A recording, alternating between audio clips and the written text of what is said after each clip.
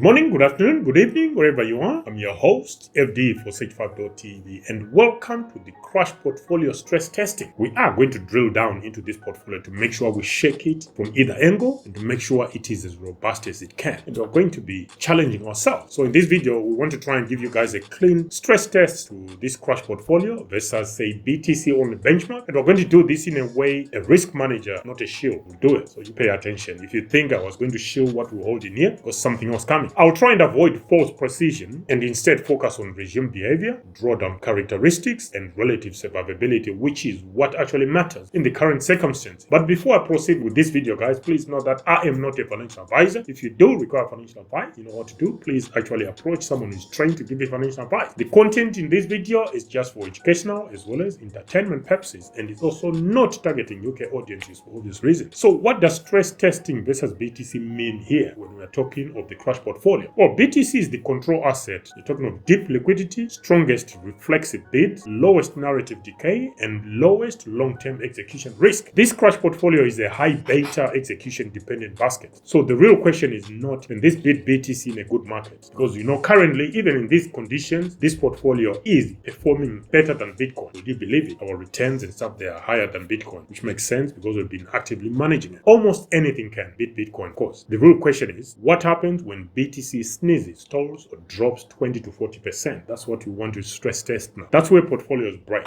Is this one going to break as well? Let's stress test it. Let's start by looking at the portfolio structure, which is a recap, of course. The risk lens, approximate weights rounded, the allocation, monad at 39%, which is an early one. The risk is execution. Midnight and the night token, allocation 25%, early privacy infrastructure, regulatory narrative, if it takes off. BIM, 13% allocation, it's gaming DAO, mid-beta. Pyth network, 12%, infrastructure oracle, and token heavy supply. That's a downside. Ronin network, 7% allocation, it's for gaming, it's a layer 1 for gaming. Proven but cyclical. Right now, gaming is suffering, it's not the cycle for gaming yet. And finally, INDY and TTD, which is Indigo Protocol and Trade Tide, 4% combined. These are long-term plays, but the failure rate is extremely high here. And there is no low beta ballast here. Correlation to BTC in risk off is high, but downside elasticity is higher than BTC's, which is not good. Let's start by looking at scenario A, where we are going to stress test this against BTC. And in this scenario A, BTC say is flat for 6 to 9 months, which could be the most common market setup here. So in a BTC only portfolio, say we had another portfolio next to it just for BTC, its performance will be 0% to 5%, volatility will be low, and psychology, it will be boring but survivable. This Crash portfolio expected performance will probably be minus 20 to plus 20% up, 20% down. Why is that? Well, we've got some unlocks and dilution coming, and attention decay as well, because some of these are just based on hype. So there could be attention decay. You're talking about the likes of Monad, even Midnight. BIM suffered that of late. So the stress test results here is the portfolio in scenario A, it will underperform Bitcoin. If Bitcoin goes sideways for 6 to 9 months, this portfolio, if nothing is done to it, it will underperform. And the risk, morale, and conviction erosion. People start losing faith in this portfolio. But the ones that will survive the best in a sideways situation for Bitcoin will be the likes of Pyth, BIM, and Ronin. The ones that will bleed the most will be Night from Midnight, Tide Trade, and the TTD token, as well as Indigo Protocol and the INDY token. That's on scenario A. Moving on to scenario B, where BTC corrects minus 25% over, say, the next 2 to 3 months. Well, a Bitcoin only portfolio in that case will only be down 25%. Liquidity will remain intact though, because there is high liquidity in Bitcoin, strong reflective bounce probability. And this portfolio, if BTC goes down by, say, 25%, and this portfolio, if we're not managing it actively, it will go down between 45 to 65%. Why is that? It is high beta plus low liquidity. Narrative tokens lose bids fast and forced sellers dominate. And the stress test results here will be severe underperformance. This is the biggest structural weakness of this portfolio, the Crash portfolio, severe underperformance. Important to note though, this does not mean the portfolio is bad. It means it is not defensive. That's charge you can label against it. But we are intervening and doing or making the defensive moves. Scenario C, where BTC drops hard, say another 40% from where we are, then recover slowly, which is classic mid-cycle shakeout. Well, in that scenario, like we said, the BTC portfolio equivalent to the Crash portfolio will be down 40%, then stabilizes. Institutional accumulation begins, and our portfolio, well, initial drawdown will be between 60 to 75% if we don't do anything, of course, in the interim. Recovery, well, it will be uneven. Morning and night may bounce hard, but TTD and INDY may never recover.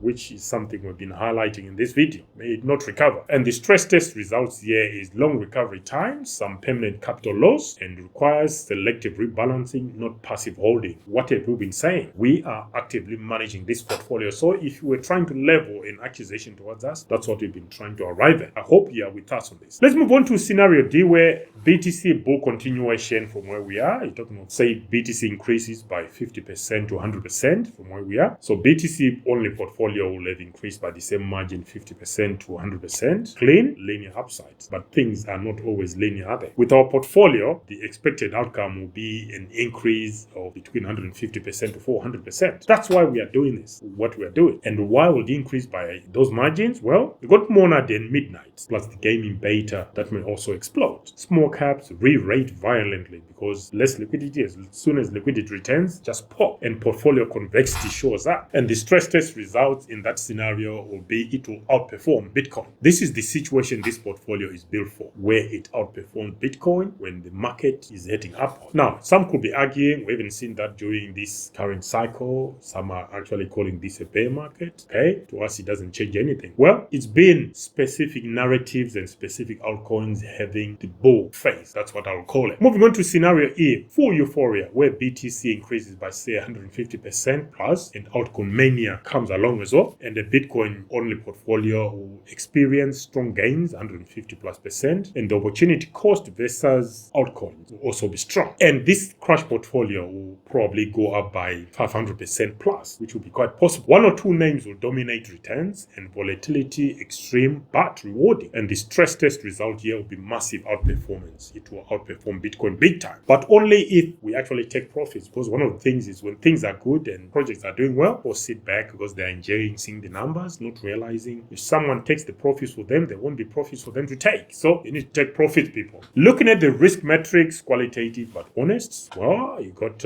maximum drawdown. BTC only portfolio will be moderate in a maximum drawdown, but for our portfolio, yeah, the risk will be very high. When we are looking at volatility, for BTC, volatility is relatively low. For this portfolio, the crash portfolio is extremely high. Correlation to BTC, well, the BTC to BTC, it's 1, but for ours, it's between 0.7 to 0.9. Risk of being 0.9. Convex upsides for BTC is low, but for this portfolio, the upside is extremely high. Survivability without doing anything, without actively managing this portfolio, for BTC, survivability is very high. For us, survivability is medium to low. So, the conclusion, like we've been saying since we created this portfolio, the BTC portfolio requires little to no management at all, but our portfolio requires management almost always, which is what we've been trying to do. You can see some of the results we've been sharing with you guys from time to time. But the key stress test insight with as far as our portfolio is concerned is that it does not fail because BTC falls. The stress test insight here is that the portfolio, the crash portfolio, will fail if BTC falls and we do nothing. Does that make sense? If we do nothing and Bitcoin falls, the portfolio will fail. So far, we've been trying to hold up. I mean, if you look at the performance versus BTC, it's still doing rather well compared to BTC. So BTC portfolio survive passively, altcoin portfolio survive actively, which is what we're trying to do this time around. This is not a flaw, it is the price of convexity. One small change that dramatically improves stress resilience. And